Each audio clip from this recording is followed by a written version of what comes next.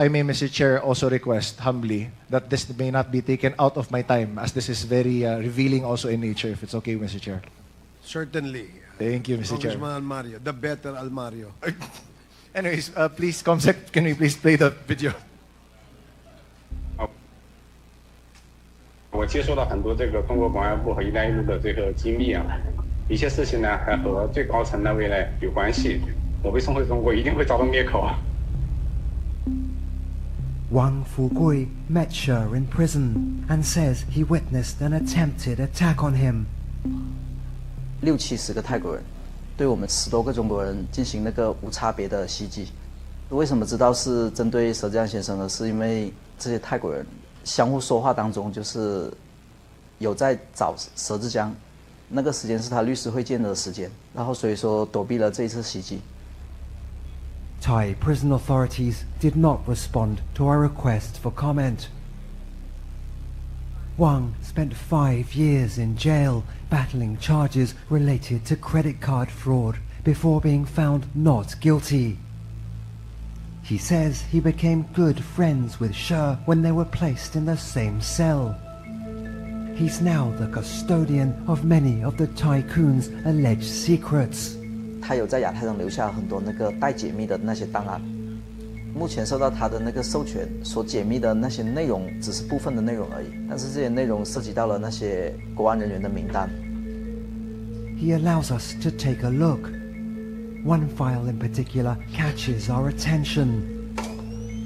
It's a dossier about Guo Huaping, or Alice Guo, former fugitive and embattled ex-mayor of a small town in the Philippines. Now in police custody, Guo is being investigated for alleged ties to scam operations and money laundering. He's also accused of being a Chinese spy. 菲律宾的这个郭海平的，我用这个手机呢跟他通过话，当时呢还要的。 Sher says Guo once asked him to help fund her political campaign.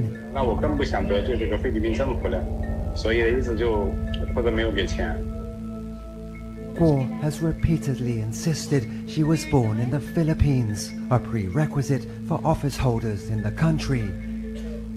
But Sher's dossier lists China as her place of birth. Guo had previously claimed she's the daughter of a Filipino woman. But according to this document, her mother is a Chinese citizen called Lin Wenyi. The dossier also lists a family address in China's Fujian province. This is what our researcher finds when he visits the local office of the Chinese Communist Party. At a nearby village, residents shown photographs of Guo recognize her as the daughter of Lin Wenyi, the same name that appears in Sher's dossier. They say Guo was born here and only moved away towards the end of 2002. Sher says he has a message for the former mayor.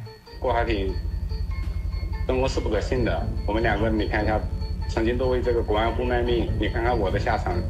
要想不被灭口呢，就把真相呢也告诉全世界。China's Ministry of State Security did not respond to our request for comment. Neither did Alice Guo Huaping. Importante kasi, Mr. Chair, yung gusto ko pong itanong sa kanya. To continue, Mr. Chair, nandyan na po ba si Vice Mayor bago yung former Vice Mayor, Mr. Chair? To continue, Mr. Chair, Vice Mayor, former Vice Mayor, during the previous hearing po sa Senado, nadinig natin na sinasabi ni Miss Alice Go na siya ay lumaki sa farm. Matanong ko lamang po, Vice Mayor, bago po kayo naging Vice Mayor, ano po ang inyong posisyon? Your Honor, nag-mayor po ako ng 2001. 2001.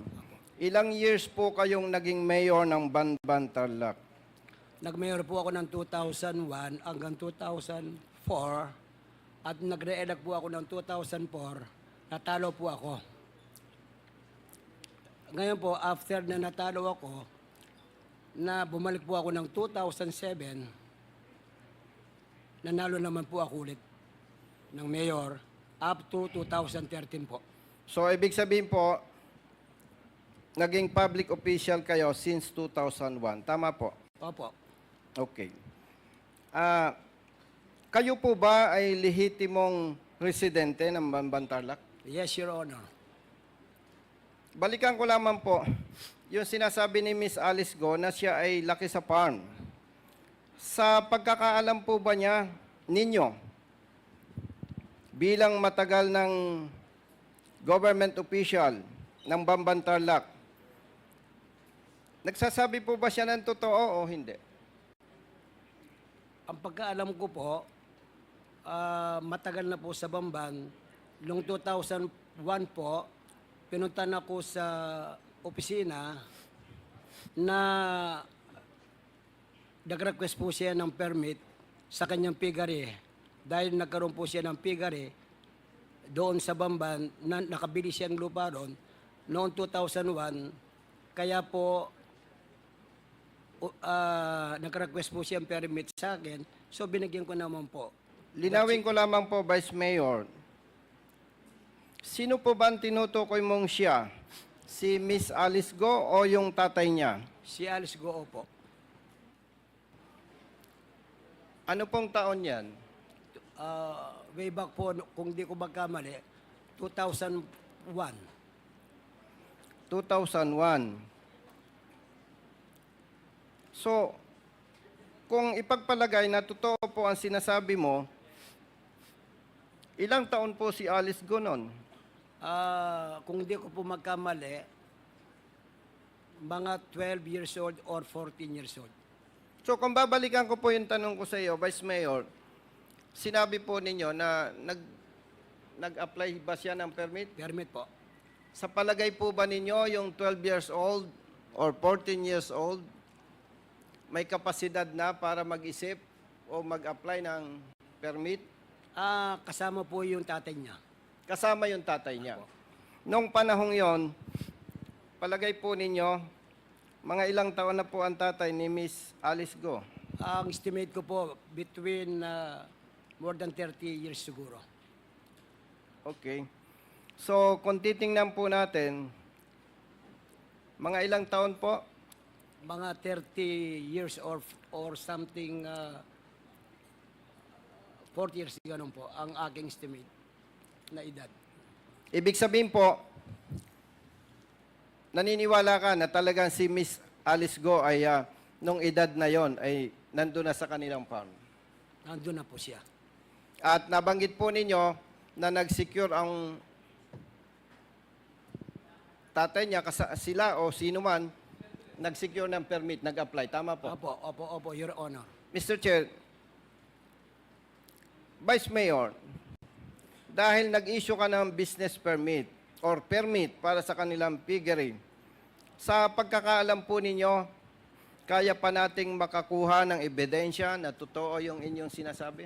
Meron po sa opisina po. So, ibig sabihin po, naniniwala kayo na si Miss Alice Go lumaki sa farm? Naniniwala po ako dahil kasi nung pong 2000, nung nakaraan na eleksyon po, na ako po yung naging vice mayor niya. Last election po, 2022. Nung natapos po ang term mo bilang mayor, at partikular itong tumakbo kang vice mayor, si Miss Alice Go ba kasama po ninyo sa partido?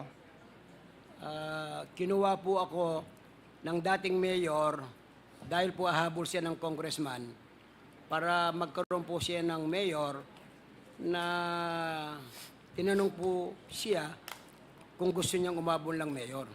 In other words, hindi kayo lehitimong magkapartido ni Miss Alice Go. Nakapartido po kami ng independent. Vice Mayor, kaugnay po sa isinasagawang investigasyon ng Kongreso at ng Senado, kaugnay dito sa sinasabing illegal pogo. At sinasabi rin na si Miss Alice Go ay involved dito. Sa inyo pong, siyempre kayo po ay matagal na nanunungkulan sa Bamban Tarlac. At alam naman po natin, bilang ikaw ay public official, elected official, hindi naman pwedeng sabihin na wala kang pakialam sa mga nangyayari sa area mo. Sa personal opinion nyo po, ano po ang masasabi nyo about this issue involving Alice Go?